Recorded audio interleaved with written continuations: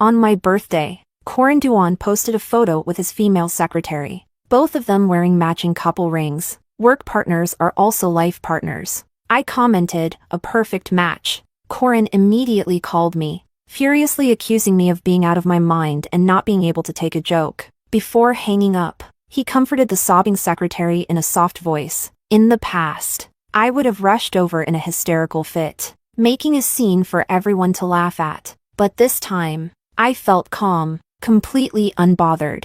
Chapter 1. When Corin returned home, I was making breakfast. Yesterday was my birthday. He said he would come back to celebrate with me, so I left work early and prepared a whole table of dishes. But even by midnight, he never showed up. If it weren't for that photo, I would have kept waiting foolishly. When I brought the sandwich to the table, he asked, "Where's mine?" I was taken aback. "Didn't you eat?" I thought Christine would have made him breakfast, so I didn't prepare his portion. He glanced at my plate and sneered, "This trash isn't worth eating anyway." In the past, hearing this would have made me very upset, eager to argue. But now, I simply nodded. "Yeah, you don't like it anyway." He stiffened, then tossed a paper bag at me. "I bought you a lipstick. Every time we fought, he would buy me a little something as a peace offering, knowing I couldn't stay mad at him for long, and would eagerly take the opportunity to reconcile." I didn't look up and responded dismissively, "Thanks." Not getting the reaction he wanted, he snorted and walked towards the bathroom, complaining, "What are you wearing? You're too old for pink. Do you think you're Chris's age?" My hand paused. Did he forget that Christine and I were born in the same year? While clearing the table, Corin's phone, left on the table, received a message from Cute Chris. "Corin, thank you for being with me yesterday. I feel much better." I glanced at it, then looked away, but was suddenly yanked back, slamming into the wall with a stifled groan. A furious shout followed. "Hannah, who the hell gave you permission to look at my phone?" I paled, clutching my shoulder. It felt dislocated. After replying to the message, Corin noticed my face, drenched in cold sweat, and frowned. It was just a light bump. No need to overreact. Before I could speak, he impatiently added, Fine. I'm sorry. I'll drive you to work later, okay?" Chapter 2. With my injury, I naturally didn't refuse. As soon as I got in the car, I noticed the little cat charm hanging in front. Corin looked uncomfortable. Chris liked it, insisted on hanging it. I responded blandly, "Oh, it's nice," but his expression turned odd. "Your lucky charm was too tacky, so I took it down." I stared at him blankly. He could change it if he wanted. Why explain it to me? Suddenly, I remembered that the lucky charm was something I got after walking 2 hours up a mountain, and despite his disdain, I hung it in the car. If it were the old me, I probably would have immediately thrown out Christine's stuff. But now, I didn't care about Corin anymore. So what's the point of competing with her? "Let's go. We're going to be late." Corin finally started the car. As soon as we took the high bridge, I realized the route was wrong. "This is the road to Starlight Tower." He clicked his tongue. "Can you not nag while I'm driving?" I calmly said, "My current office is at the Sanio building." He grew irritated. "Why didn't you say so earlier?"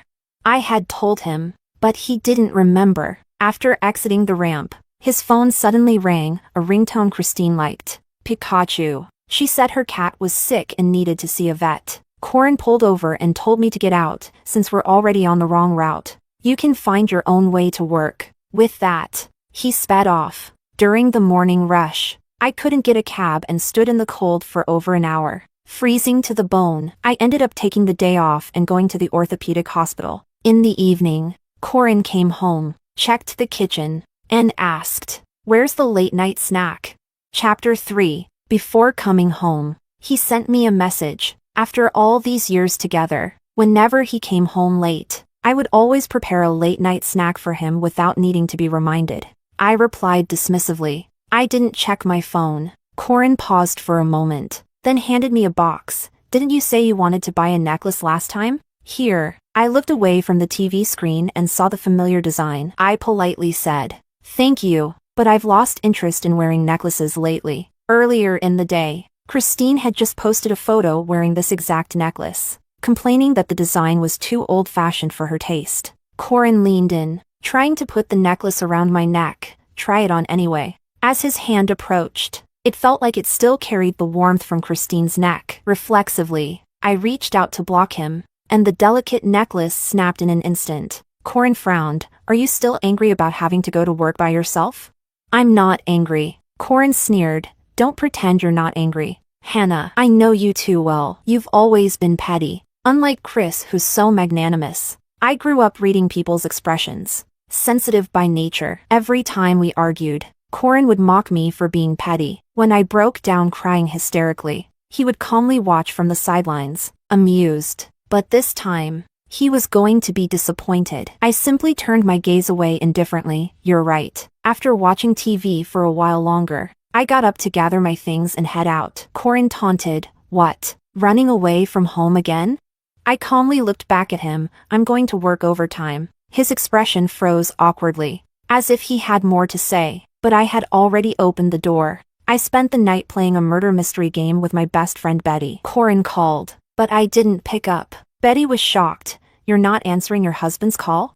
Everyone knew I loved Corin with all my heart. I would always answer his calls and texts immediately. But tonight, I didn't feel like it at all. Instead, I dragged Betty to a bar. When I got home, the sun was just starting to rise. I went straight to the guest room to wash up. I had just fallen asleep when a loud bang woke me up. Chapter 4. You still know how to come back.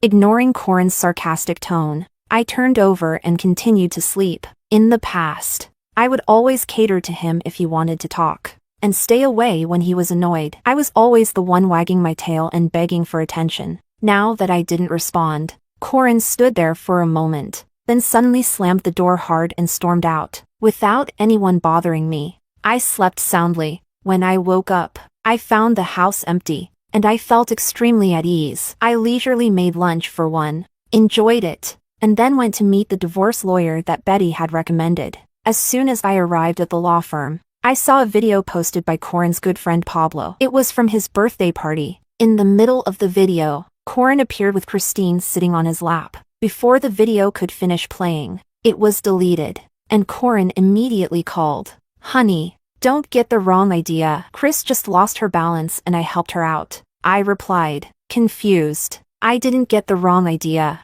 Then don't be mad. On Pablo's birthday, you were working, so I was even more puzzled. Why would I be mad?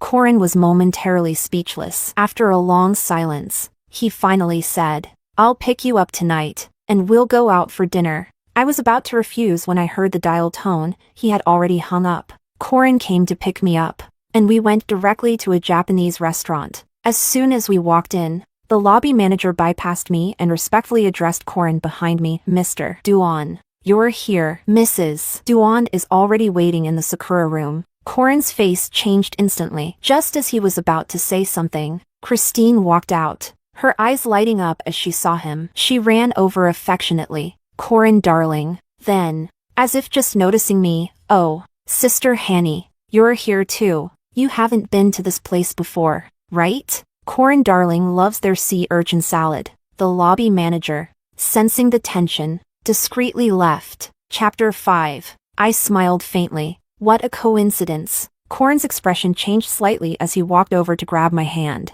but I turned away. Let's go. I'm hungry. Throughout the meal, Corin was distracted, frequently glancing at me, offering dishes, and making introductions. I occasionally responded with a few perfunctory words, but eventually, I sighed. Just focus on eating. Midway through the meal, the restaurant owner came over to chat, and I realized that this place was owned by Marco, one of Corin's friends. Marco apologized to me, saying that the waiter was inexperienced and had mistaken someone. I knew this was his way of explaining for Corin. His friends were very loyal, always covering for him. I smiled slightly. It's not a big deal. I appreciate you coming all the way here. Seeing that I didn't make a scene, Marco seemed a bit surprised. After a few more casual words, he left. After finishing the meal, I went to the restroom, and when I returned, I saw Corin holding a drunk Christine with a look of affection. Last year, I also got drunk at a work event. My colleague called Corin using my phone, but he refused to come and get me. After my colleague dropped me off at home, I kept entering the wrong passcode and, in the early winter season, ended up sleeping in the hallway for the night. It wasn't until the next morning that I found out Corin had been home all along. I didn't want to let you in. I wanted you to learn a lesson. What kind of behavior is it for a woman to drink outside? Thinking of this, I went back to the private room, grabbed my bag, and left. As soon as I got home, Corin's call came through. Hannah, are you crazy? You left without saying a word? Do you know how long I waited for you? I calmly replied, Corin, let's get a divorce. This was the second time I had suggested divorce. The first time was on our wedding anniversary last year. Corin had taken Christine to the aquarium. We had a huge argument, and he pushed me so hard that I miscarried. I thought I could use divorce to threaten him, but to my surprise, he readily agreed. So, I cried my heart out, begging him to forgive my rash words. But this time, I truly wanted out. Chapter 6. Corin froze. After a moment, he suddenly let out a cold laugh. You're pulling this trick again? Fine. I'll be right back. Let's see what other stunts you can pull. Half an hour later, he finally arrived home. I handed him the divorce papers I had prepared, but Corin recoiled sharply, letting the papers fall to the floor. Heh, you're really going all out with this act. He gave me a long, deep look. This game is getting old. This time, it's real. But he sneered disdainfully. Hannah, I know you too well. If you're going to play hard to get, at least use your brain. Do you even have one? With that, he turned and walked away. For the next few days, he didn't come home, and I was perfectly content with that. Then one day, Marco called, frantic, saying Corin had been in a car accident and I needed to go to the hospital. I calmly said, I'm at work. I can't go. If he really needs someone to take care of him, ask Christine. After all, he doesn't want to see me anyway. He'd probably be happier with Christine there. But when I got off work, I found the person who was supposed to be in the hospital sitting at home, completely unharmed, though his expression was sour. When he saw me come in, he washed some fruit and brought it over to me. Every day after that, with a sour face, he made me breakfast and drove me to and from work. I couldn't stand it anymore. If you really don't enjoy eating with me, don't force yourself. You're ruining my appetite too. He froze for a moment, his face darkening even more, and said stiffly, I'm not forcing myself. Then he lowered his head to refresh his social media, probably waiting for me to post something about how he's being nice to me, like I used to. But I didn't post anything and even blocked him. The divorce papers sat on the coffee table, but Corin acted like he couldn't see them. I didn't push him. My lawyer said that patience is key at this stage. On the weekend, I went with Betty to welcome a friend back to town. As soon as I stepped onto the floor of the address she had sent, a surprised voice called out, Wife, are you here to see me? Chapter 7. My appearance made Corin overjoyed. He smiled and put his arm around me. Everyone's here. Let's say hello and then head home. Before I could refuse, he had already taken me to the private room. The door opened, and the voices inside became audible. Pablo and Marco were both addressing Christine, calling her little sister-in-law. The last time I heard this title was last year when Pablo asked Corin to take the little sister-in-law to his winery. On the way back, I joked with him, being called little sister-in-law makes me feel like I'm so much younger. Corin, however, snapped at me irritably. How annoying! How old are you? Do you have any sense? Stop pretending to be young. You're crazy. As it turned out, they weren't even talking about me. Corin looked at me nervously. They're just joking around with the title. That's all. I was replying to a message and casually said, it's just a title. They can call whoever whatever they like. Seeing him holding me as we walked in, the expressions of the others varied, and Pablo quickly stood up. Sister-in-law, I forgot to invite you to my birthday party last time. You told me to take care of that. I smiled and responded with a few polite words before Corin pulled me down to sit. Christine, who had initially shown displeasure, now giggled sweetly. Hanny, Corin said you don't like these kinds of gatherings. I almost believed it, thinking you just didn't want to come. In the past, I wanted very much to integrate into Corin's life, but he rarely took me to gatherings with his friends, saying I wasn't familiar with them and that everyone would feel awkward with me around. But now, with the smoky and tense atmosphere in this private room. I really didn't want to be here.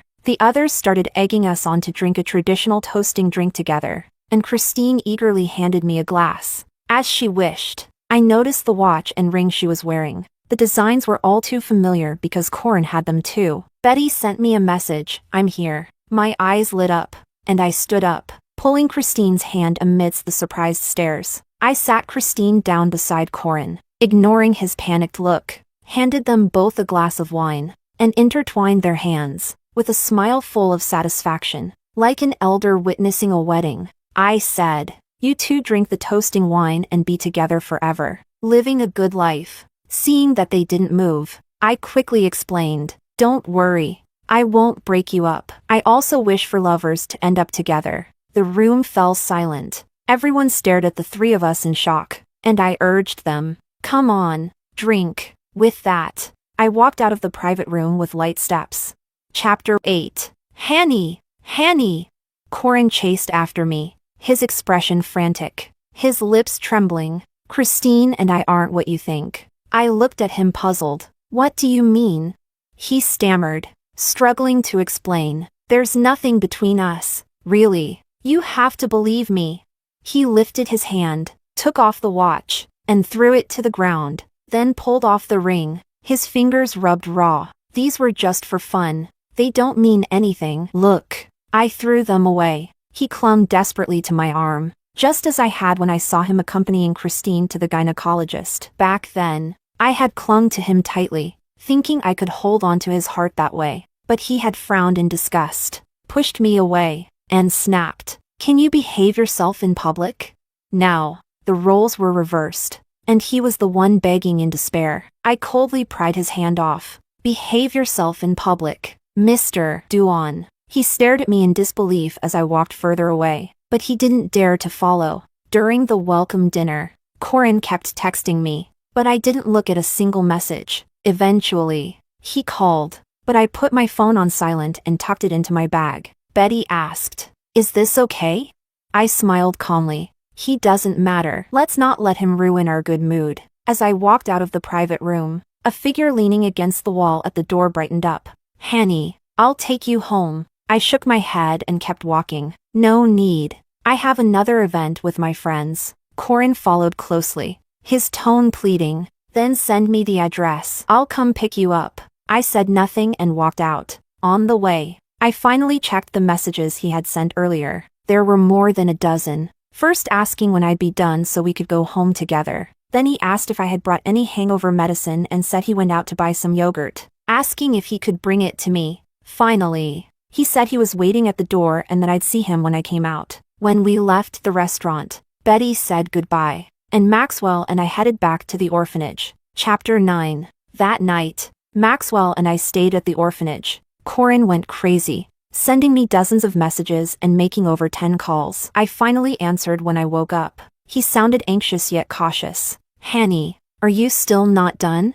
At that moment, there was a knock on the door, and Maxwell called me out for breakfast. Corin was silent for a moment, then spoke again, his voice strained. "Is it that man from yesterday?" I suddenly remembered that he had never met Maxwell. "Yes." His voice trembled, and his breathing grew rapid. "Where are you? I'll come pick you up." I replied coldly, fabricating a lie. "At Betty's house." Corin hesitated briefly before speaking with difficulty. "I'm right outside Betty's house. She just left." I clicked my tongue in annoyance. "Are you out of your mind? Do I need to report my whereabouts to you?" He quickly explained, his tone still gentle. I worry about you. Hanny, just tell me where you are, and I'll come get you." "The orphanage." He hesitated and asked where the orphanage was. My patience ran out, and I hung up. Somehow, he managed to find me. Just as I stepped out of the orphanage, Corin was already waiting at the entrance, his eyes warily watching Maxwell. Maxwell shrugged indifferently and walked towards his car. Corin eagerly opened the passenger door for me, but I glanced at it and chose to sit in the back. On the dashboard in front of the passenger seat was a black lace camisole. Corin's pupils contracted as he hastily threw it out of the car. Stammering, "Chris borrowed my car to change clothes. We didn't do anything." "Hanny." I closed my eyes and interrupted him. "Stop talking. Hanny, I opened my eyes and said calmly, I genuinely feel a bit sick. His face turned pale instantly, and I added with satisfaction, I ate too much and my stomach's upset. Let's go. He stood there, processing my words, unsure if I was being serious or not, before hesitantly getting into the car and starting the engine. Capitulo 10. When we got home, I went to the study to work overtime. When I came out, Corin had already prepared 2 dishes and a soup. Corin's cooking skills are better than mine. In the past, what I looked forward to most was him cooking a meal for me on my birthday. But that never happened. Whenever I brought it up, he would impatiently say, You're an orphan, not some spoiled princess. Why do you need someone to cater to you? So pretentious. If you want to eat, cook for yourself. It's not like you can't take care of yourself. But Christine often posted pictures of the bento boxes he made with love. Once, he left a bento box on the table, and I thought it was for me, so I took it. That night, when we got home, he grabbed a handful of the uneaten bento and shoved it into my mouth. You really want to eat my cooking? Eat it! You look like a beggar. Eat, eat, eat. Why don't you just choke on it? Before he got home, I saw Christine's post on social media. Someone made me a bento with love, but it was stolen. So sad. Only then did I realize the bento was for Christine. Because of me, Christine was sad, and now he was punishing me for making her upset. That time, I was left with food smeared all over my face and hair. I cried as I washed it off. When I came out, Corin looked at me expectantly. Hanny, I made your favorite sweet and sour ribs and seafood soup. I walked to the table, and he eagerly handed me the chopsticks. I picked up a piece of rib and threw it on the floor, scoffing. Trying to feed a beggar? Eat it yourself. He stared at me in shock, as if he couldn't understand what I was doing. Then I took the pot of soup and poured it over his head. What is this? It smells awful. The scalding soup turned his face red, but he said nothing. After doing all that, my food delivery arrived. I took it back to the study to eat, ignoring Corin as he cleaned up the mess. Chapter 11. Before long, he came over and knocked on the door. Hanny. He was interrupted by the sound of Pikachu's ringtone. Christine was crying on the other end, saying something. After hanging up the phone, Corin explained through the door. Hanny, please wait for me at home. Christine is being troubled by a client, and it's related to company business. I need to go resolve it. I'll clean up the mess on the floor when I get back, and I'll bring you your favorite cheesecake. I responded perfunctorily, put on my headphones, and listened to Betty talking on the other side, waiting for a long time without receiving any other response from me. Corin finally hurriedly left, slamming the door behind him. After confirming the travel itinerary with Betty, I grabbed the luggage I had already packed and headed straight to the airport, sending Corin a message on the way. The divorce agreement is on the coffee table. Please sign it as soon as possible. After nearly 10 hours of flight, I landed and received a few text messages. One from a colleague. Your husband came to the office looking for you. Didn't you tell him you took leave? Another from Maxwell. Corin came to find me, but I wasn't home. He probably misunderstood something. Just as I finished reading the messages, the orphanage called to inform me that Corin had searched the entire place yesterday, trying to find me. Checking the call log, Corin had made over 20 calls. I didn't call back. Instead, I switched to a local SIM card and enjoyed a month of carefree fun. Here, I was just myself, with friends by my side and beautiful scenery. I didn't have to worry about a man not coming home at night, didn't have to be heartbroken over his cold words, and didn't have to lose myself just to please him. I experienced an unprecedented sense of ease and happiness. Chapter 12. A month later, I returned home, and the divorce agreement was still lying untouched on the coffee table. I unpacked my luggage, deleted Corin's fingerprint from the door lock, and changed the password. Even before returning, my application for further studies had been approved, and I was scheduled to leave for the UK in 3 months. Betty and Maxwell booked a restaurant to celebrate with me, but as soon as I arrived at the restaurant parking lot, I ran into Corin and Christine, who were also there for dinner. When I got home, I checked Corin's activities over the past month. After failing to find me, his social media became quite lively. One day, he posted a picture of the tie I bought for him, saying it could tie a man's heart. The next day, He posted a photo of us from when we were dating, reminiscing about the promises we made. The day after, he shared a picture of a dish he cooked, saying his wife loved his culinary skills. Anyone who didn't know better might really think he was a loving husband who adored his family. When he saw me, his face darkened, and he walked over with big strides. I quickly dodged his attempt to grab my hand, skillfully moving behind Maxwell. Before Corin could say anything, Christine screamed, her face full of indignation. "Hannah, you really are a fickle woman. You're not even divorced yet, and you're already flirting with other men, going in and out with your lover." Corin was already glaring at us, and Christine's words made him furious. He swung his fist in a rage. "How dare you flirt with my wife, you bastard!"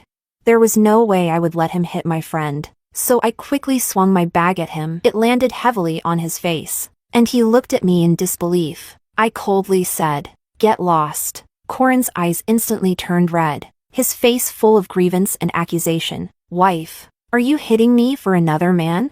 I sneered. "Yes. Is there a problem?"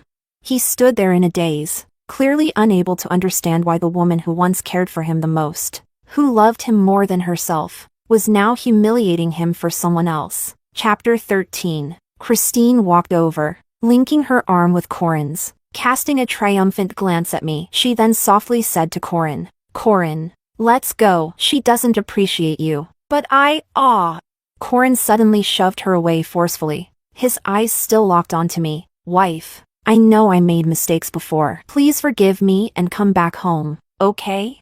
I'll cook for you every day, whatever you like. I'll make it for you." I couldn't help but let out a sarcastic laugh. In the past, if he had begged me so humbly, my heart would have ached for him, and I would have been eager to forgive him right away. But now, where does he get this confidence from? Does he really think that with just a beckon of his finger, I would come running back like a dog? "Corin, if you don't want me to take legal action, sign the divorce papers quickly. I'm sure you wouldn't want such a small matter to affect your image." With that, I took Maxwell and Betty into the restaurant. Corin walked in with a grim face, and Christine hurried to follow him but didn't dare to hold his hand again. They entered the private room next to ours, but the partition didn't block sound. Just as Betty raised her glass to wish me success in my studies, the sound of a glass shattering came from next door. Before I could say anything, I heard Corin yell, "Get out! Don't touch me!" The waiter went in to check, but no one responded. Shortly after, the sound of hurried footsteps gradually faded away. Not even 10 minutes later, everything went completely silent next door.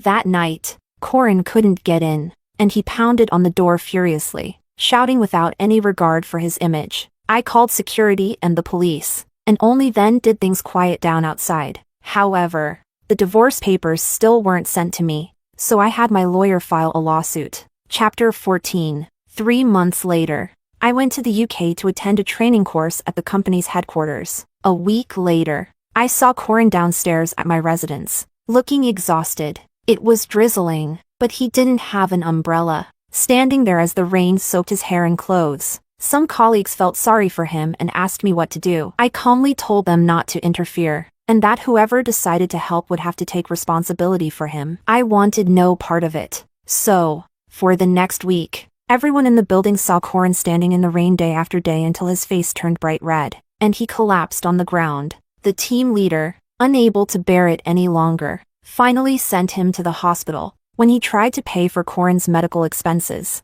I stopped him in time and called Corin's parents. That wealthy couple arrived in the UK quickly, and when they saw me, their expressions were very unpleasant. They never liked me anyway. If it weren't for Corin insisting on marrying me, how could an orphan with no background and average qualifications ever marry into such a rich family?